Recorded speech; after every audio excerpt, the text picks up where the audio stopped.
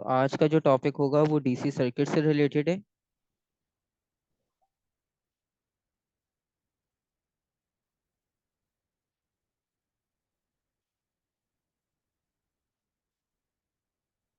अच्छा, DC circuit में ना वैसे आपको याद होगा हमने सीरीज और पैरेलल कॉम्बिनेशन जो रेजिस्टर्स किए थे वो भी डीसी का ही पार्ट था, ठीक है। लेकिन क्योंकि वो उस टॉपिक से लिंक कर रहा था तो वो मैंने आपको उसी के साथ कंप्लीट करवा दिया था, ठीक है।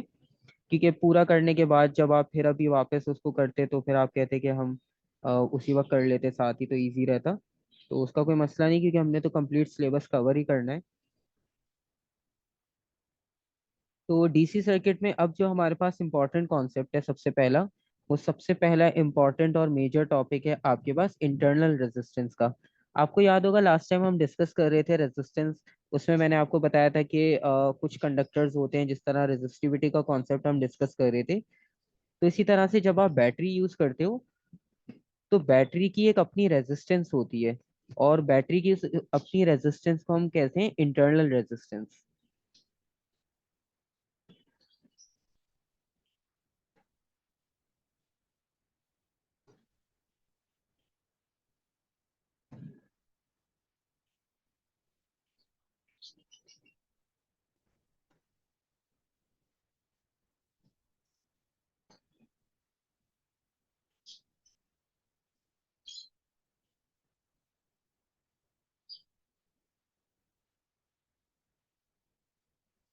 तो इंटरनल रेजिस्टेंस के कॉन्सेप्ट को अगर हम डिस्कस करें तो बेसिकली आपके पास एग्जाम में आपके जो क्वेश्चंस होंगे जो इंटरनल रेजिस्टेंस से रिलेटेड होंगे, तो उसमें आपको खुद से आइडेंटिफाई हो जाएगा। और वो आइडेंटिफाई कैसे होगा? क्योंकि इंटरनल रेजिस्टेंस की डायग्राम बिल्कुल सेपरेट होती है। नॉर्मली हम बैटरी का जो साइन बनाते हैं उसमें आपको पता है पॉजिटिव नेगेटिव टर्मिनल्स हम बनाते हैं। तो वो पॉजिटिव नेगेटिव टर्मिनल्स जो है वो उसी तरह से बनेंगे, लेकिन उसमें थोड़ा सा डिफरेंस होगा। लेट सपोज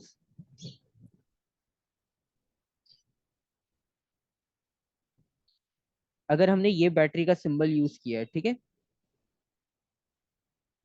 और इस बैटरी के सिंबल के साथ आपके पास या तो ग्रे कलर का शेडेड बॉक्स गिवन होगा, लेकिन मोस्टली जो है मतलब 90% जो है वो आपको डॉटेड बॉक्स मिलेगा। डॉटेड बॉक्स का मतलब ये हुआ कि आप इसके सराउंडिंग में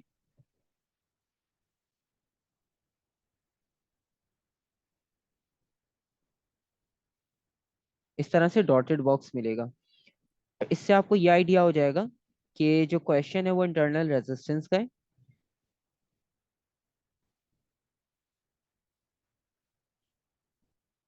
बाकी फिर सर्किट में आप कुछ भी कनेक्ट कर लो कंपोनेंट्स, तो वो एक अलग कॉन्सेप्ट है, ठीक है। अच्छा, ये तो हमने बनाया एक नॉर्मल आइडियल बैटरी, मतलब आप इसमें देखो कि अभी हमने रेजिस्टेंस को कहीं मेंशन नहीं किया। तो ये हमारे पास एक आइडियल केस है।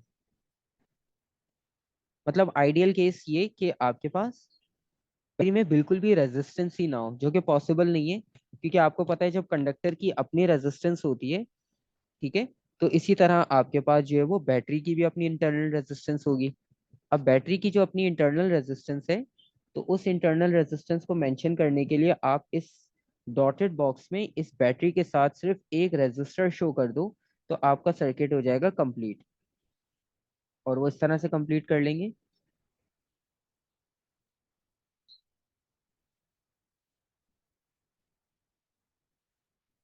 इसके साथ आप कनेक्ट कर लो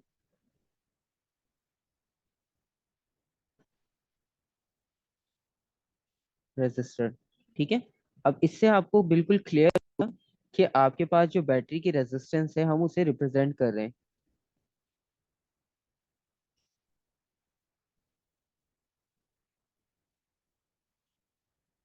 और ये जो अभी सेकंड डायग्राम हमने बनाई है ना, बेसिकली ये हमारे पास है रियल लाइफ बैटरी जो हम यूज करते हैं।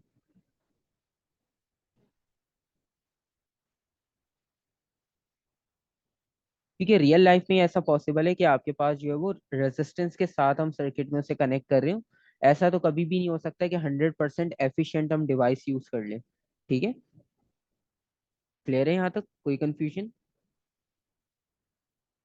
नहीं सर, क्या? ठीक है।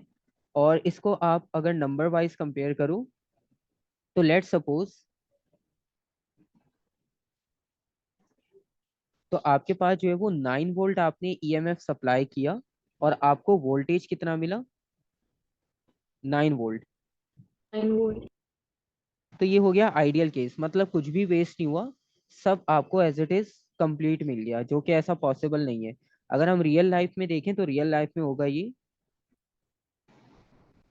कि अगर ईएमएफ 9 था और बीच में आपके पास अगर हम एक बल्ब लगा दें या रजिस्टर लगा दें या वोल्ट मीटर लगा दें, ठीक है, तो आपका जो फाइनल वोल्टेज होगा वो फाइनल वोल्टेज आपको सेम अब वही नहीं मिलेगा, वो थोड़ा सा कम होकर मिलेगा।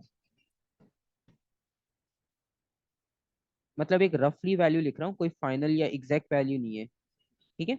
मतलब ये डिपेंड करता है कि जिस तरह आपके पास ब्रांड्स आते हैं डिफरेंट, तो उन ब्रांड की मतलब क्लेम होता है कि 99% एफिशिएंट है।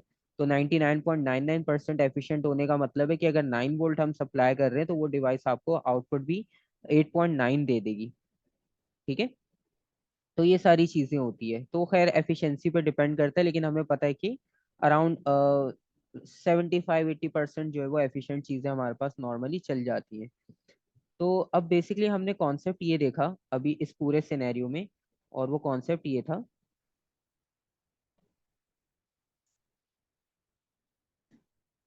कि इंटरनल रेजिस्टेंस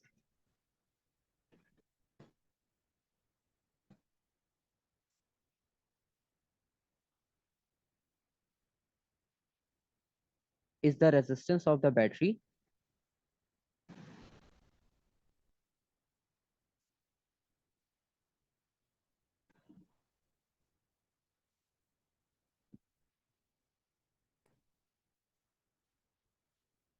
तो इंटरनल रेजिस्टेंस बेसिकली रेजिस्टेंस है बैटरी की internally,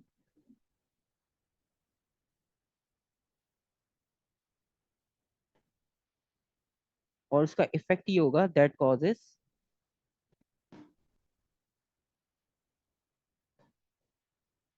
causes reduction in the terminal potential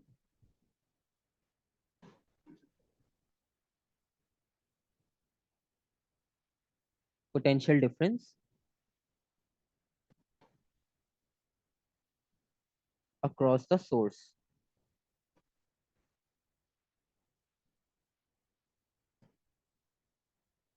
ठीक है, जो बात हमने यहाँ नंबर्स में लिखी थी कि 9 वोल्ट फाइनली 8.3 मिल रहा है आपको पूरा फ्लो करने के बाद सर्किट से, ठीक है। तो यही हमने डिफाइन कर लिया कि इंटरनल रेजिस्टेंस बैटरी की अपनी इंटरनल रेजिस्टेंस है जिसकी वजह से ये सब प्रॉब्लम्स होती हैं, ठीक है। और दूसरी चीज ये कि अगर हम इसकी इक्वेशन लिखें, ठीक है, तो इसकी इक्वेशन आपके पास इस तरह से होगी, V is equals to E minus P I R, ठीक है। अच्छा, ये जो आई आर लिखा है ना बेसिकली सब स्क्रिप्ट में, इसका मतलब ये है कि ये इंटरनल रेजिस्टेंस है, तो वहां का वोल्टेज अलग होगा, ठीक है। तो बेसिकली आपके पास ये जो लेफ्ट हैंड साइड पे वी लिखा हुआ है ये आपके पास पोटेंशियल डिफरेंस है टोटल, और ये पोटेंशियल डिफरेंस ये जो आपको फाइनल मिला है ना, ये इस वाले वोल्टेज की बात हो रही है, ठीक है। और ये वाला वोल्टेज आपके पास इक्वल होगा ईएमएफ के, और ईएमएफ में से जो इंटरनल रेजिस्टेंस ने वोल्टेज लिया है या पोटेंशियल डिफरेंस उसने रिड्यूस किया है वो सब्ट्रैक्ट कर देंगे, तो आपकी जो बैटरी का रिमेनिंग वोल्टेज है वो आपको आउटपुट में मिल जाएगा, ठीक है। सर जो बेसिकली 8.3 है वो VIR हो जाएगा। नहीं, वो वी है हमारे पास, जो वो पॉइंट अच्छा। सेवन आपका माइनस हुआ ना वो वी आई आर जी। था, ठीक है। क्योंकि ई अच्छा हमारे ठीक पास है। 9 था और उसमें से 0.7 अभी हमें कहीं नजर ही नहीं आ रहा है, तो बेसिकली वो इसने यहाँ पर कंज्यूम कर लिया,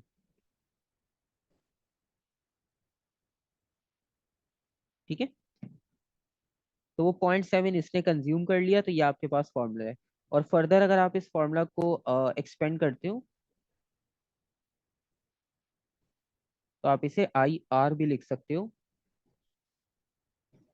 अच्छा, आर इस बार हम स्मॉल लिखेंगे क्योंकि स्मॉल आर आपके पास रिप्रेजेंट करता है इंटरनल रेजिस्टेंस को। ठीक है, ये हमारे पास एक इक्वेशन हो गई, और इसमें ये जो स्मॉल आर है हमारे पास,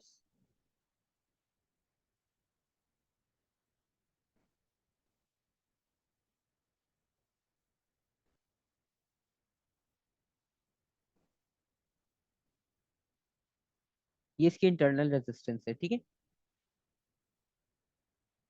और ये जो हमने साइड में वी लिखा था, ये हमारा टोटल वोल्टेज होगा, यानी टर्मिनल पोटेंशियल डिफरेंस।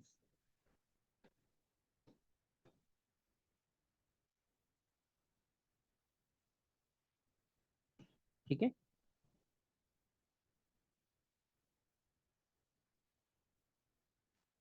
अच्छा एक चीज और, अगर आप देखो कि आप इसे ग्राफिकली रिप्रेजेंट करना चाहो, क्योंकि आपके पास क्वेश्चंस कुछ होते हैं उसमें ग्राफिकल रिप्रेजेंटेशन पूछ लेते हैं, तो फिर हमें ये होता है कि हमने ग्राफिकल तो इसको डिस्कस किया ही नहीं है, तो ये ग्राफिकल रिप्रेजेंटेशन हम कैसे डिस्कस कर सकते हैं अब इसमें। तो लेट्स सपोज, अगर हम सिंपल सी ग्राफिकल रिप्रेजेंटेशन देखें, तो उस ग्राफिकल रिप्रेजेंटेशन में आपके पास एक्स एक्सिस पर रिप्रेजेंट कर रहे हैं हम इलेक्ट्रिक करंट को एम्पेयर्स में, और वाई एक्सिस पे हमने वोल्टेज ले लिया, या ईएमएफ आप कह लो, ईएमएफ या वोल्टेज हम इसे कंसिडर कर रहे हैं। ठीक है, और लेट्स सपोज हम यहाँ पर एक लाइन ड्रॉ करते हैं। लेट्स सपोज आपके पास वोल्टेज ये था,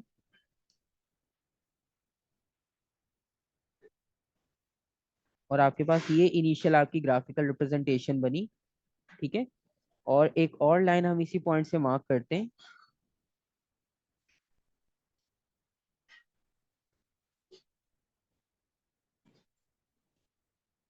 ठीक है, अच्छा इसमें आप ये बताओ कि किसका ग्रेडियंट जो है वो ग्रेटर है, रेड लाइन का या ग्रीन लाइन का। सबसे ज्यादा स्टीप होगा तो ठीक है, ग्रीन लाइन। तो इसमें सबसे ज्यादा स्टीप कौन है, रेड आपके पास स्टीप है। रेड ज्यादा स्टीप है। ठीक है, तो ये आपके पास स्टीप है, तो इसका मतलब ये है कि इसका ग्रेडियंट जो है वो ग्रेटर है।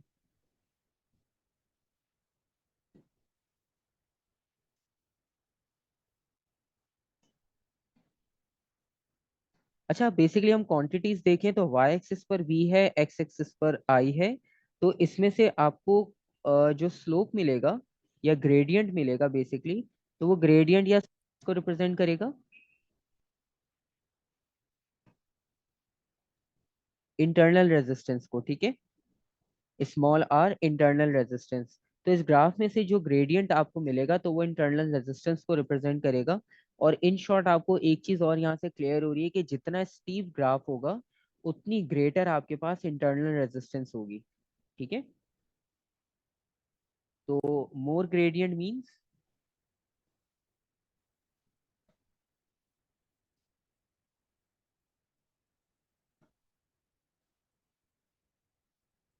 मोर इंटरनल रेजिस्टेंस, और ग्रीन लाइन का थोड़ा सा स्लोप कम है रेड से, तो उस पे जो इंटरनल रेजिस्टेंस है वो थोड़ी सी आपके पास कम हो जाएगी रेड के कंपैरिजन में। ठीक है, तो इस ग्राफिकल रिप्रेजेंटेशन से आपको ये आइडिया हो रहा है। यहाँ तक क्लियर, कोई कंफ्यूजन। नहीं सर, क्लियर है। ठीक है, उसके बाद हम इसे आगे कंसीडर करते हैं, क्योंकि अब इसमें जाहिर सी बात है हमें पावर डेसिपेशन ये चीज़ें भी देखनी है, क्योंकि वो फॉर्मूला अब थोड़े से चेंज हो जाएंगे। क्योंकि इससे पहले हमारे पास, अच्छा देखो सर्किट में अगर इस तरह की ये डॉटेड बॉक्स बनाया है, भी हम कंप्लीट सर्किट भी देखेंगे, तो तब आपने सिर्फ इंटरनल रेजिस्टेंस अप्लाई करना है। अगर नॉर्मल सिचुएशन होगी तो वो भी आपको पता चल जाएगा कि यहाँ पे इंटरनल का कोई कॉन्सेप्ट नहीं है, तो आपको कोई इंटरनल वाला फॉर्मूला यूज नहीं करना। अब आप इसमें second case, sorry, second quantity अगर हम देखें, हमने इंटरनल रेजिस्टेंस तो देख ली, अब पावर और उसके कुछ कॉन्सेप्ट्स को डिस्कस करते हैं। तो लेट्स सपोज हम एक सर्किट दोबारा कंसीडर करते हैं।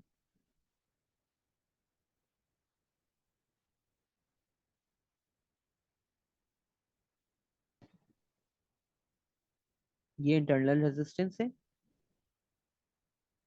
और बाकी सर्किट कनेक्ट करते हैं इसके साथ।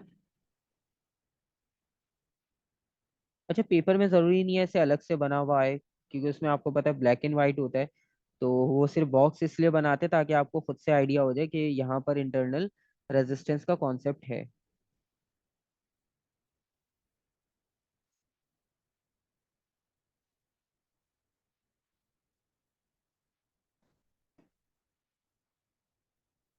तो ये हमारे पास एक सर्किट है और इसमें एक रेजिस्टर हमने कनेक्ट किया है और एक हम और कंपोनेंट लगाते हैं।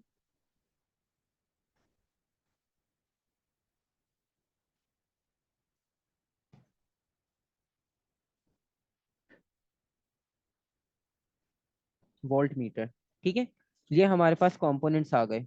और इन कंपोनेंट्स में अगर हम देखें तो इलेक्ट्रिक करंट किस डायरेक्शन से फ्लो करेगा? पॉजिटिव। ठीक है, पॉजिटिव टू नेगेटिव यानी लेफ्ट टू राइट जाएगा। और इस पे हम डॉटेड लाइन मार्क कर देते हैं ताकि आपकी इंटरनल रेजिस्टेंस डिफाइन हो जाए।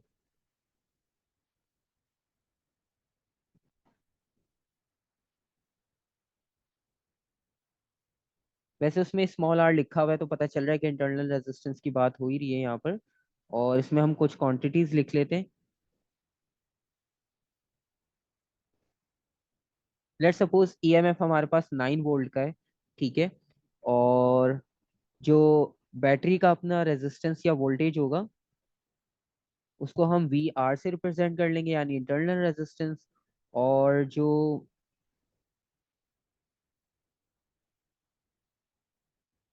सॉरी, इसको हम इसके साथ लिख लेते हैं।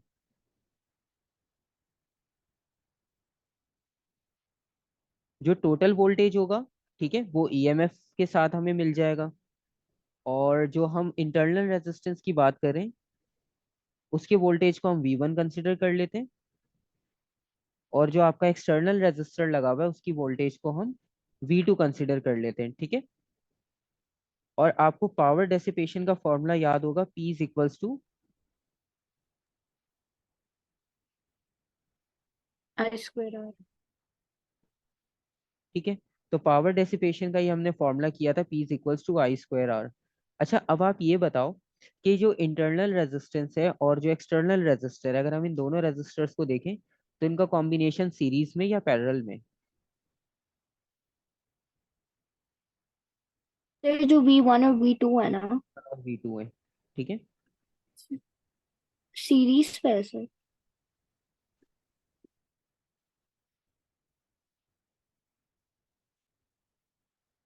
तो इन दोनों का कॉम्बिनेशन सीरीज का कॉम्बिनेशन, और सीरीज कॉम्बिनेशन में कौन सी क्वांटिटी आपके पास कांस्टेंट होगी?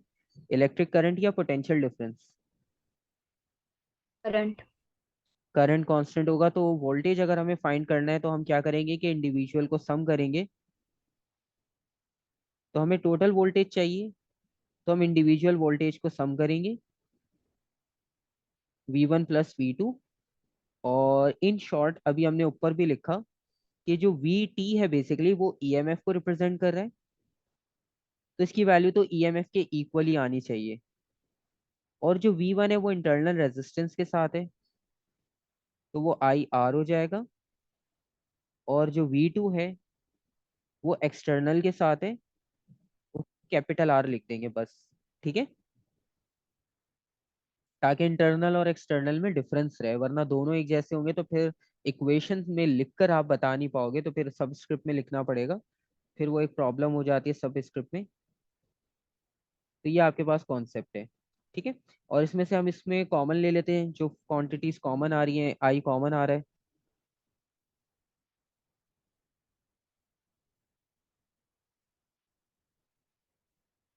तो अगर आपसे वो ई की वैल्यू पूछें, आई की वैल्यू पूछें, तो हम आई की वैल्यू अगर इसमें से कैलकुलेट करते हैं तो आई की वैल्यू इक्वल है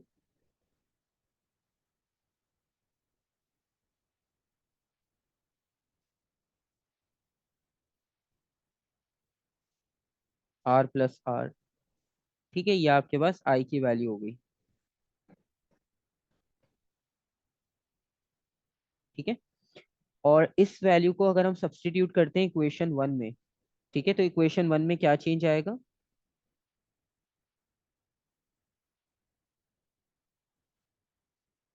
इक्वेशन 1 आपके पास चेंज होकर इस तरह से बनेगी, P is equals to I की जगह पर ये सब्स्टिट्यूट कर देंगे पूरी।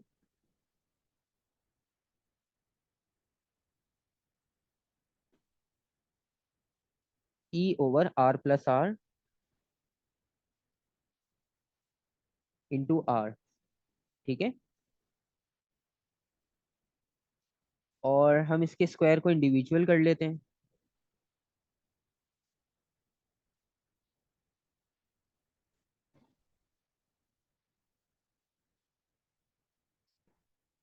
ठीक है, और अगर आप फर्दर इसको सिंप्लीफाई करके लिखना चाहो, वैसे तो ये फॉर्म भी सही है, वरना और सिंप्लीफाई करके लिखना चाहते हो तो आप इसमें रेजिस्टेंस सब एक जगह लिख दो।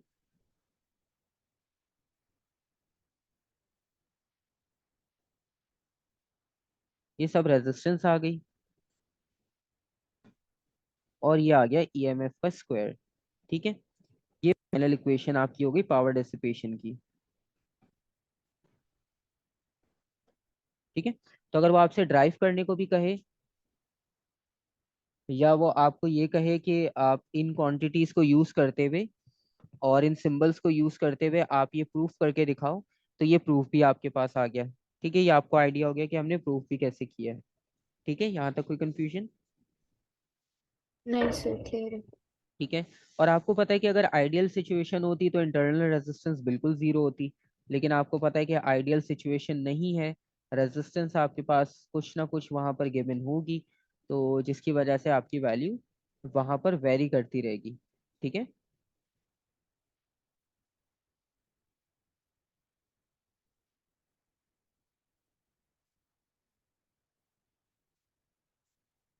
तो ये आपके पास कॉन्सेप्ट हो गया इंटरनल रेजिस्टेंस का।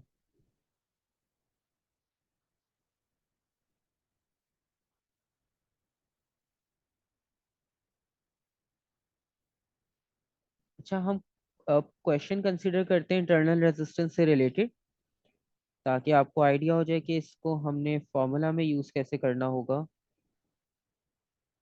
हमने लास्ट टाइम जो पेपर्स किए थे उसमें एक पार्ट में कहीं सर्किट का क्वेश्चन था, जो कि हमने नहीं किया था उस वक्त क्योंकि वो डीसी के साथ लिंक था।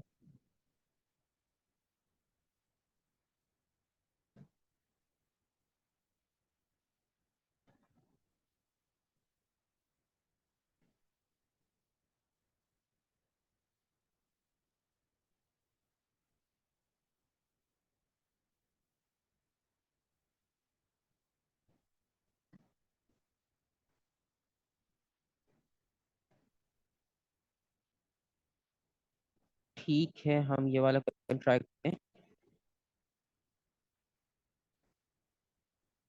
क्वेश्चन नंबर 7 है आपके पास, और क्वेश्चन नंबर 7 में आपसे उन्होंने पूछा है कि आपके पास बैटरी है जिसका ईएमएफ 9.6 वोल्ट है, और 9.6 वोल्ट का मतलब ये हुआ कि हमारा टोटल वोल्टेज है जो हमें मिल रहा है, और नेग्लिजिबल इंटरनल रेजिस्टेंस है। अच्छा, इस बार उन्होंने इंटरनल रेजिस्टेंस को फिलहाल नेग्लिजिबल रखा। ठीक है, और उसके बाद लिखा है आपके पास सीरीज में कनेक्टेड है आपके पास दो कंपोनेंट्स, एक फिक्स रेजिस्टर है और एक आपके पास थर्मिस्टर है। ठीक है, अब फाइंड आउट क्या करना है। सबसे पहला पार्ट है टू फिक्स रेजिस्टर रेजिस्टेंस, इनकी रेजिस्टेंस दी है, इनकी ये रेजिस्टेंस है, और the reading on the volt meter in circuit is 6 volt. Calculate the current in the register of resistance 5800 ohms।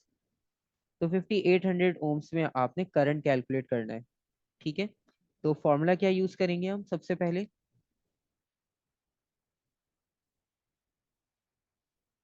आप पूरा क्वेश्चन एक बार देख लो, खुद से सारी वैल्यूज देख लो, कॉम्बिनेशन देख लो।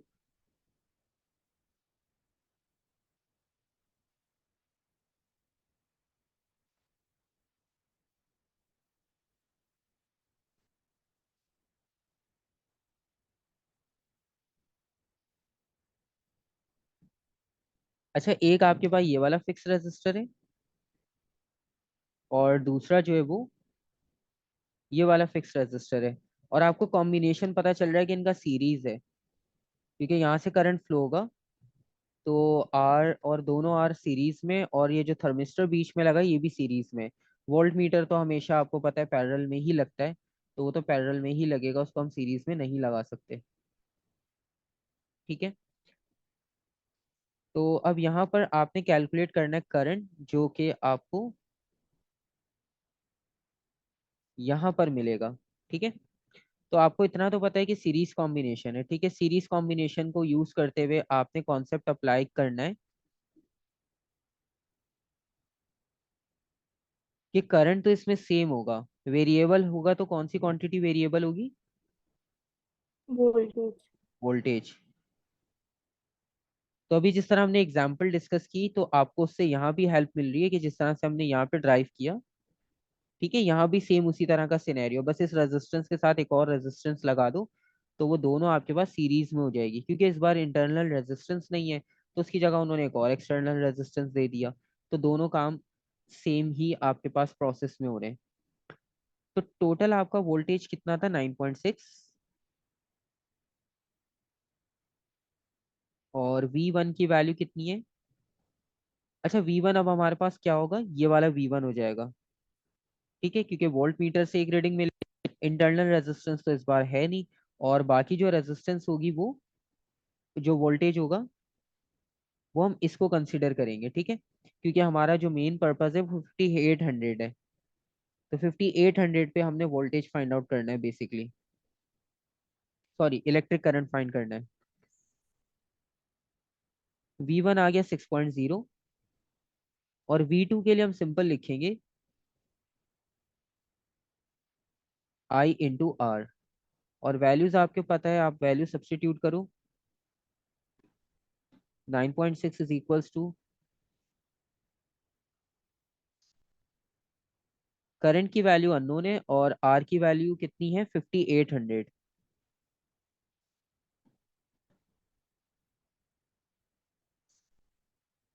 तो फाइनल सिचुएशन हो जाएगी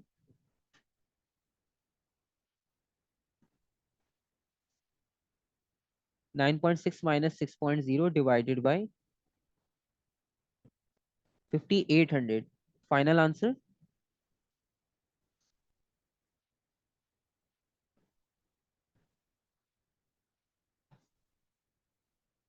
ठीक है,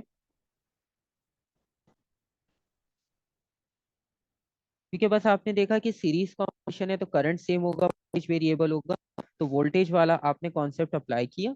ठीक है, और V is equals to I R से कैलकुलेट कर लिया। ठीक है, क्योंकि आपको पता है सीरीज कॉम्बिनेशन है ना, करंट फाइंड करना है, तो करंट की वैल्यू तो सेम आएगी। ठीक है, तो करंट आपके पास, आप चाहे 3400 के लिए कैलकुलेट करो या 58 के लिए कैलकुलेट करो, आंसर दोनों का सेम ही आएगा। सीरीज में करंट सेम रहता है। ठीक है, ठीक है। तो ये हमने कॉन्सेप्ट अप्लाई किया सिंपल सा।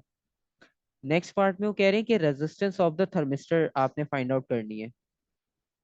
ठीक है, थर्मिस्टर आपने देखा वो भी कनेक्टेड था, जिसके बारे में भी कोई बात ही नहीं की उन्होंने।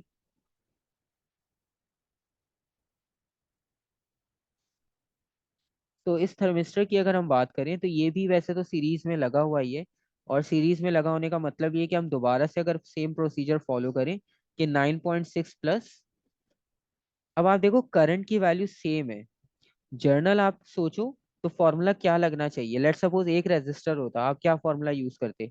एक रेजिस्टर है, एक वोल्ट मीटर है, एक बैटरी लगी हुई है, बस करंट फाइंड V करना is equals है, V is equals to I are.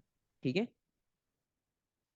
तो अब आप जब V is equals to I R formula use कर रहे हो, तो वो V is equals to I R हम यहाँ पर भी यूज कर सकते हैं, बस थोड़ा सा डिफरेंस होगा। V इज इक्वल्स टू आई, अब यहाँ पे तीन रेजिस्टर लगे हुए बेसिकली। ठीक है, R1, ये अननोन, और इसको R2 कर देते हैं। ठीक है, तो basically R1 plus unknown plus R2, क्योंकि सीरीज में ना, सीरीज का फॉर्मूला लगा दिया आपने सिंपल, और V is equals to I R करना है आपने, आप वैल्यूज रखो। 9.6 इलेक्ट्रिक करंट अभी हमने निकाला,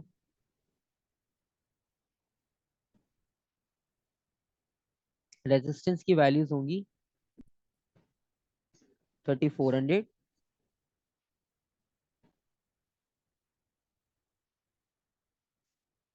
थर्मिस्टर आपका अननोन है।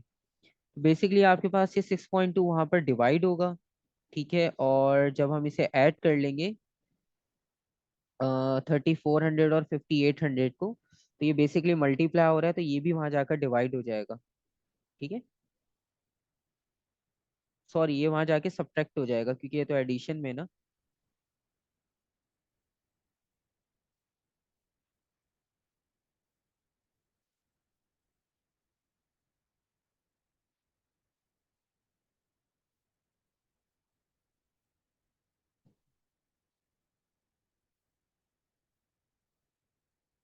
ठीक है, आप इन्हें डिवाइड करोगे और माइनस बाई 920 कर दोगे, 9200 कर लो, तो आपके पास फाइनल आंसर आ जाएगा। अगर कैलकुलेटर है तो कैलकुलेट करके आंसर चेक कर लो कितना आ रहा है फाइनल।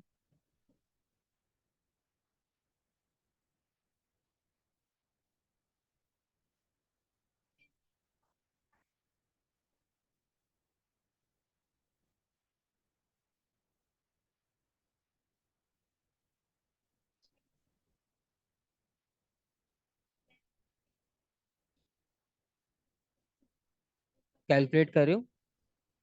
जी सर, एक मिनट।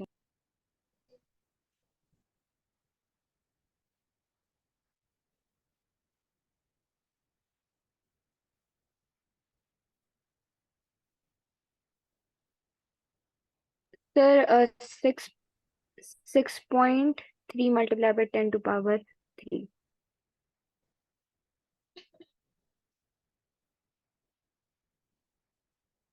ठीक है, और ये हम कर रहे हैं क्वेश्चन पेपर 2 वेरिएंट 1।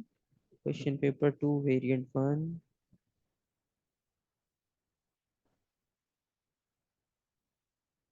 हम अभी कर रहे थे क्वेश्चन नंबर 6 आई थिंक 7।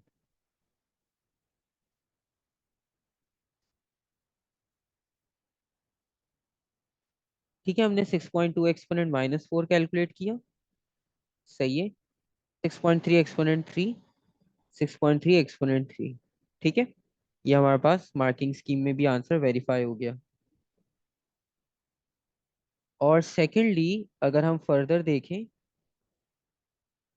तो नेक्स्ट पार्ट में आपसे क्या कैलकुलेट करना है।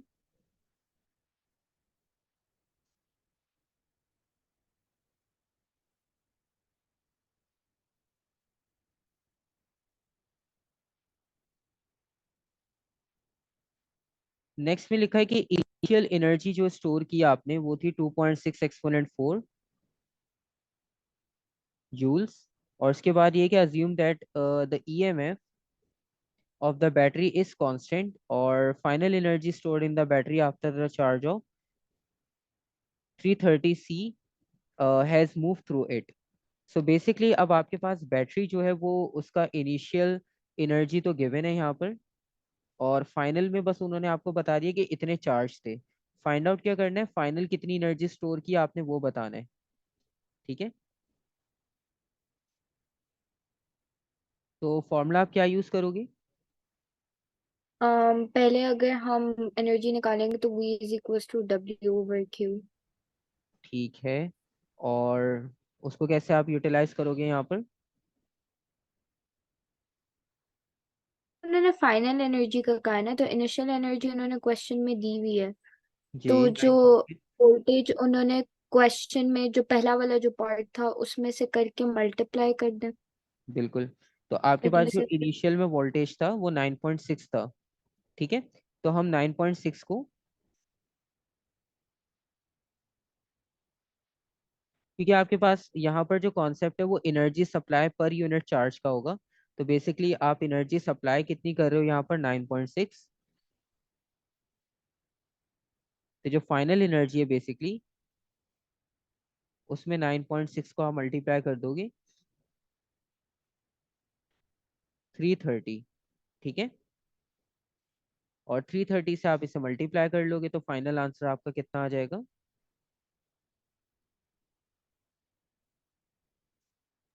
3168। और राउंड ऑफ करते हैं अगर हम 317। ठीक है। 3070।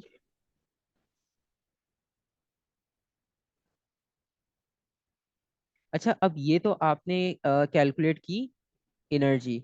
अब ये आपके पास फाइनल एनर्जी है, टोटल एनर्जी है, इसको कैसे आप जस्टिफाई करोगे? अब क्योंकि उन्होंने कहा determine the final energy stored in the battery after a charge of 330 coulomb has move through it. तो इसको हम राउंड ऑफ करके लिखते हैं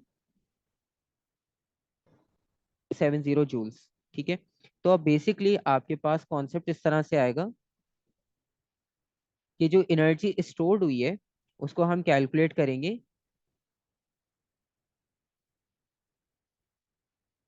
जो आपकी एनर्जी हमने फाइंड आउट की थी यहाँ पर,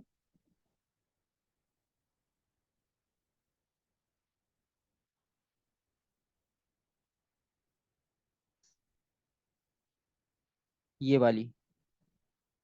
ठीक है, ये हमारे पास इनिशियल गिवन है 2.6 एक्सपोनेंट 4। और इसमें से हम सब्ट्रैक्ट करेंगे जो अभी हमने एनर्जी कैलकुलेट की। मतलब टोटल एनर्जी आपको मिल रही थी 2.6, चार्जेस को मूव करने में आपने एनर्जी यूज की 3170। ठीक है। तो बाकी जो एनर्जी बीच में बच रही है वो हमने स्टोर कर ली। ठीक है।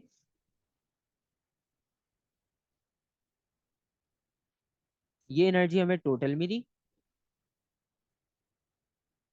ये एनर्जी हमने यूटिलाइज कर ली, और सब्ट्रैक्ट करने के बाद हमें फाइनल एनर्जी कितनी मिली?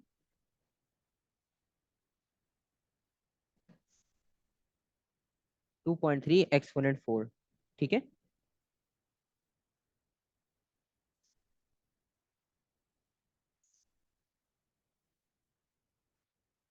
जी सर। और लास्ट 3 हैं, उसमें आपने बताना है कि the environmental condition change causing an increase in the resistance of the thermistor, state whether there is a decrease, increase और नो चेंज।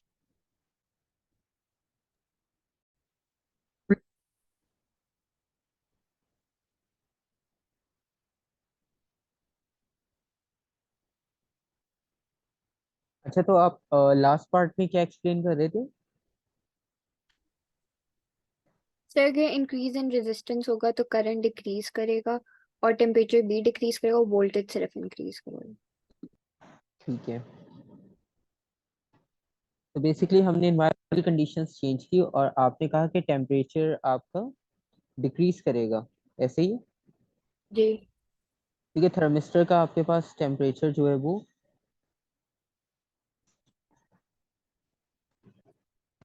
डिक्रीज हो जाएगा, और करंट की अगर हम बात करें वो भी डिक्रीज हो जाएगा।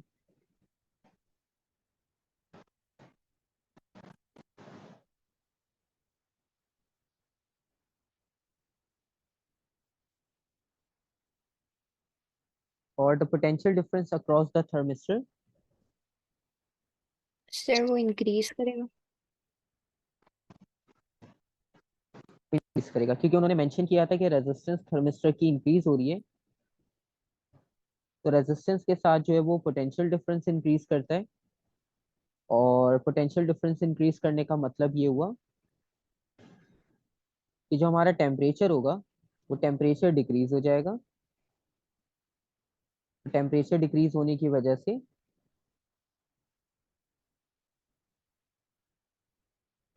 जो इलेक्ट्रिक करंट है वो भी डिक्रीज हो जाएगा। ठीक है। तो ये हमारे पास डीसी में फर्स्ट टॉपिक था हमारा इंटरनल रेजिस्टेंस का। और नेक्स्ट में हम किरचॉफ रूल्स का एक कॉन्सेप्ट है, बेसिकली उसमें आपने वो पढ़ा तो है लेकिन थोड़ा सा बस उसको लूप्स में हमने डिस्कस करना है कि लूप्स में अगर आपके पास गिवन होता है सर्किट तो हमने उस पे किरचॉफ रूल अप्लाई कैसे करना होता है, साइन कैसे करना होता है। ठीक है। और बस इसमें एक पोटेंशियोमीटर का कॉन्सेप्ट आएगा, और वो पोटेंशियोमीटर और गैल्वानोमीटर का कॉन्सेप्ट एक बिल्कुल न्यू है। वो करने के बाद फिर हम इस चैप्टर के भी सारे पास पेपर्स क्वेश्चंस कर सकते हैं। ठीक है। ठीक है।